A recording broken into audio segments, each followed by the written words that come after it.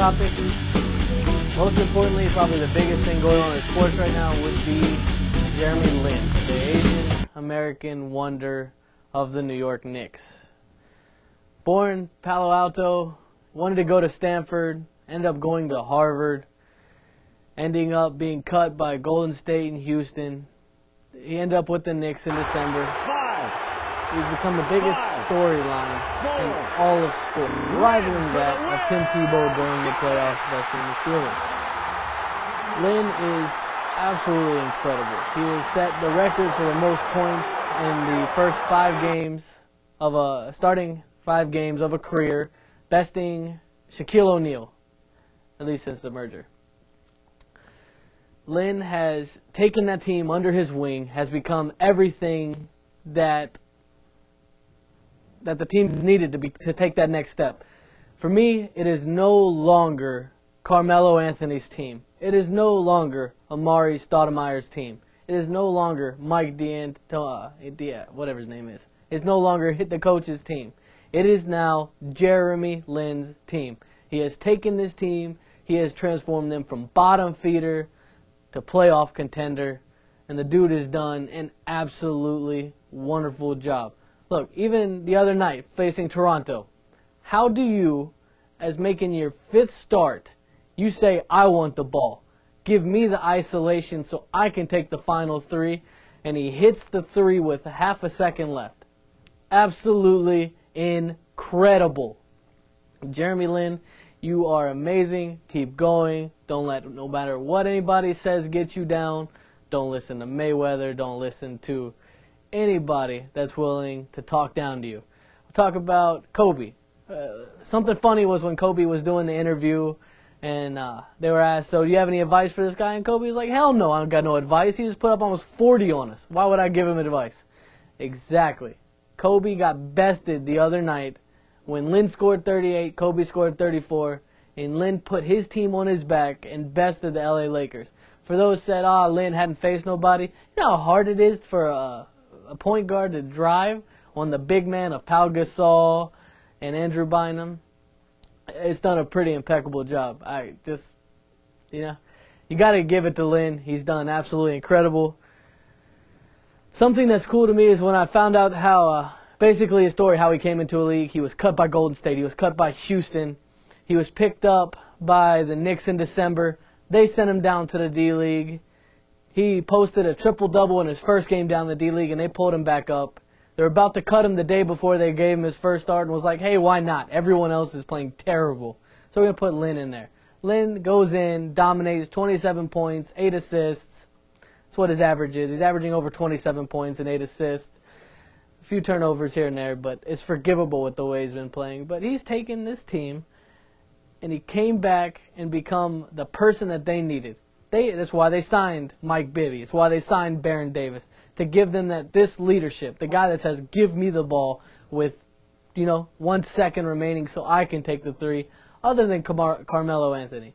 Melo, hopefully when he comes back, which I believe he will, he'll come back, be able to step down and give way to Lin.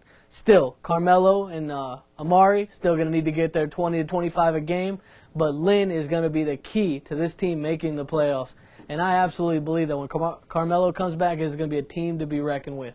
Maybe Lin's defensive attitude and they're playing hard, maybe the attitude will change there and maybe this becomes a defensive team. Tyson Chandler is a center, Amari, Landry Fields, Carmelo, and Lin. It's a solid starting 5. I wouldn't give it past them to end up with the number 3 or number 4 seed going into the playoffs. Well, with a great story, you always have the typical prick that comes out and says something, runs their mouth. This time, it's Floyd Mayweather again. Floyd Mayweather comes out and says, all the hype is because he's Asian. If it was a black guy doing this, it wouldn't be nearly as much hype.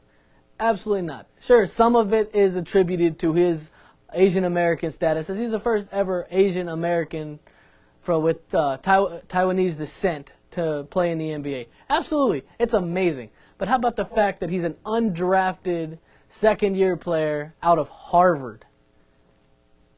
He went to Harvard?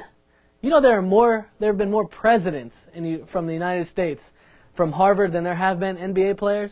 It's pretty crazy to me. I think it's, it's a pretty cool fun fact. But Mayweather, I think you're running your mouth because you're ducking Manny Pacquiao. I think if you would go and you'd fight Manny Pacquiao, I think you'd get your ass kicked.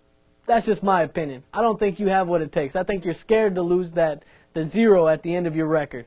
I think you need to quit ducking Manny Pacquiao, quit sending out tweets trying to take away the deflections that you're scared to fight Pacquiao, and why don't you man up, set a date, and let's get this done before you both become too old and this no longer becomes a fight anybody wants to see. Well, outside of Floyd Mayweather running his mouth, there was a Fox Sports guy that he tweeted absolutely inappropriate and very racial. He ended up having to apologize for it later. It was Jason Witlock from Fox Sports. He tweeted on February 10th, some lucky lady is going to get a few inches of pain tonight. Absolutely incompetent, stupid, arrogant, ignorant, anything you can got for it. I do not understand when or how it became plausible for someone to talk about another man's junk. You don't see me talking about another man's junk. I ain't going down and talking about my friend's jock or guy's jock. Hell no. There's certain codes as guys you don't do. You don't talk about another man's penis. It is terrible. Jeez. I don't know, man. I don't know why he thought he could do that. You'd be ashamed of yourself. I'm shocked you haven't been fired already. People have been fired for saying, I don't believe in gay rights. Yet this guy can talk about another man's penis and still have his job. It bugs me. Man. I have a few quick hits I want to hit on. I want to talk about Peyton Manning. Turns out he's had another surgery. Instead of 3 surgeries in the last 18 months, there's been 4. In early 2011, he had another neck surgery. I don't even know. I'm a fan of the Washington Redskins. I don't know if he's going to be worth a pickup or not. I don't know if he's actually going to be able to play or not. I hope he stays with the Colts. But something I want to do is I want to hear from all the fans out there of BT Reports.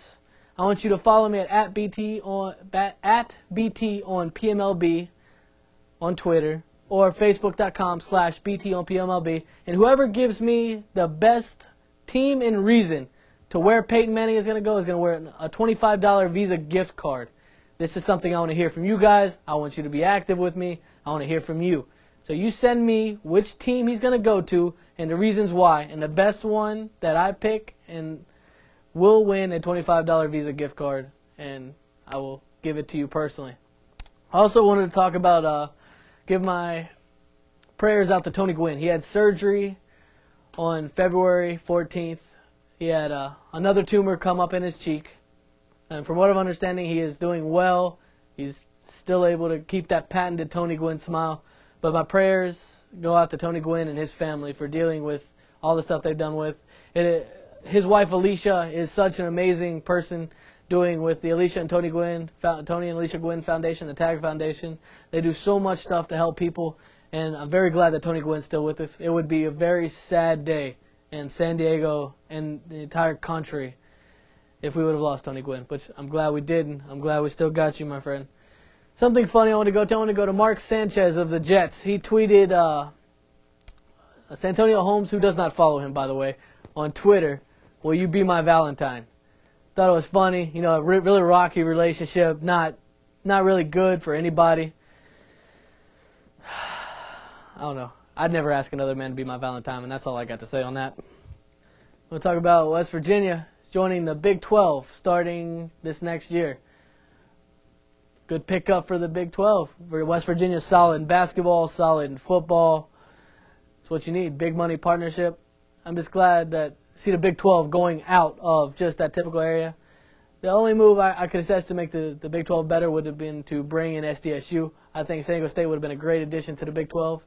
But West Virginia going to the Big 12 is a big addition for both teams and parties. The football becomes a lot stronger because, if any guys know anything about West Virginia, it's the home of Pat White He went out and played for the Dolphins for a few years. Patented spread offense, and they run all over people. They run a 3-3-5 defense. It's pretty cool. West Virginia, you know, it's a good addition for the Big 12, and hopefully it is something that works out in both favors. Now for Detroit. It's the one story I have not heard almost anything about is the Detroit Red Wings winning 21 home games in a row. That is absolutely incredible. They beat the record set back in the 30s. Over an 80-year record they beat by winning 21 straight home games. And what makes it even more incredible is the fact that they are doing this with the backup goalies. Jimmy Howard was out for a long time, a long period of time. He was out. He was injured. They go through injuries, but this team is able to put together a 21 home win streak, which sets the record. Absolutely incredible. I'm very sad that this has not gotten more media attention than what it should be, because these guys are playing amazing. And can anybody tell me when the last time Detroit wasn't a good hockey team? Because I can't. I mean, I remember, all since I've been alive, I remember them going to the playoffs every year, dominating, beating the Penguins in the Stanley Cup. It's absolutely incredible. Now for the negative news. Four TCU football players were busted for drug possession, all that stuff. It was a total of 17 people in TCU was taken into custody for drugs, sales, possession, all that stuff. Massive drug bust, taking down 4 teams for Texas Christian University. Not really sure when they lost the Christian part, but it's not there. Hopefully that's something they'll be able to refix. You know, I don't want it to be Texas Correctional University. Doesn't need none of that. No Texas Codeine University. Fix it up, get rid of the drugs, become that Christian university that your name says. And like I said, follow me at BT on PMLB and Facebook.com/BT on PMLB. Like I said, whoever sends me the best Peyton Manning tweet or Facebook message will receive a $25 gift card. Thank you. This is BT from PMLB Media, and have a great day.